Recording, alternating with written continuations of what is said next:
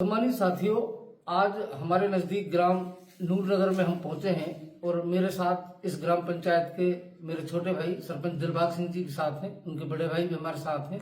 और हम जिस हवेली में खड़े हैं, ये हवेली अब इनके पास है और इनसे हमें बहुत सारी इस गांव के बारे में मालूमात हुई है। ये बहुत पुराना गांव है नूरनगर, और नूरनगर का नाम जो यहाँ के खाजादे थे उनकी बेगम नूर जहाँ थी उसके नाम पे है। और ये जो चारों तरफ एतराफ में जो जमीन है, ये चारों तरफ अभी हमारे सरपंच साहब की जमीन है। और हमने देखा सबने मिलकर के, यहाँ जितने हमारे साथी हैं, कि हर दूसरे खेत में कोई ना कोई पचबीर है, कोई ना कोई कब्र है।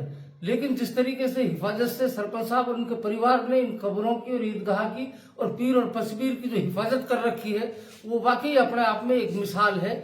और ये बगैर दबाव के और बगैर तनाव के और बगैर किसी के कुछ कहे हुए इन लोगों ने अपनी अकीदत और श्रद्धा के साथ उन जगहों को संभाला है। और हमें यहाँ खुशी हुई, जिस हवेली में आप हमें देख रहे हैं, ये हवेली कप्तान हुसैन साहब की हवेली थी। वो दो भाई थे, एक हवेली ये है, ये बड़ी पुरानी हवेली है। और अब सरपंच साहब इसका इसी हालत में रेनोवेशन कराएंगे। इसको देख करके हमें पुराने जमाने की एक याद आती है कि कैसे कैसे लोग रहे होंगे, किस तरीके से उन्होंने यहाँ इन चीजों को, सपनों को सजाया होगा और उन्होंने अपनी एक दुनिया यहाँ आबाद की। और एक बड़ी पते की बात मुझे सरपंच साहब ने बताई, मैं उन्हीं के मुताबिक कह रहा हूं कि वो जो यहाँ के बड़े जमींदार थे, वो इतने बड़े जमींदार थे कि यहाँ के लोग, खास तौर से जो जिनको हम उच्च कुल के लोग समझते हैं, वो वहाँ की उनके खेतों में काम किया करते थे और उनके पास ये जमीन जायदाद रही।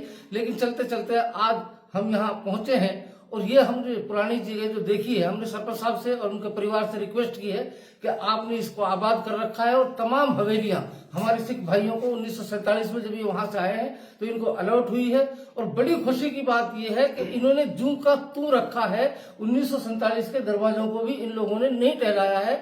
और इनके दिल की आवाज ये है कि हम खुद साधन संपन्न है, लेकिन हमारा दिल है कि जिन्होंने जिस अरमान के साथ बनाई है ये जगह, ये उसी तरीके से हमारे जीते जी आबाद रहे। और इसी तरीके से इस हवेली को भी सरपंच साहब आबाद करेंगे। ये बड़ा कदीमी गांव है और अभी बहुत सारी चीजें हैं। सरपंच साहब ने तमाम जितनी, चाहे वो ईदगाह हो, चाहे वो कब्रिस्तान हो, चाहे वो मस्जिद की जगह हो और चाहे वो मकबरे हो, सबको इन्होंने आबाद करके रखा है। अगले वीडियो में मैं आपको तमाम चीजों को दिखाऊंगा, आप तमाम लोगों ने इसकी जानकारी बढ़ेगी। और उम्मीद है कि हमारे और साथी भी इन तरफ आएंगे, देखेंगे और इनको निहारेंगे। ये हमारी पुरानी यादों से जुड़ी हुई चीजें हैं। धन्यवाद, शुक्रिया।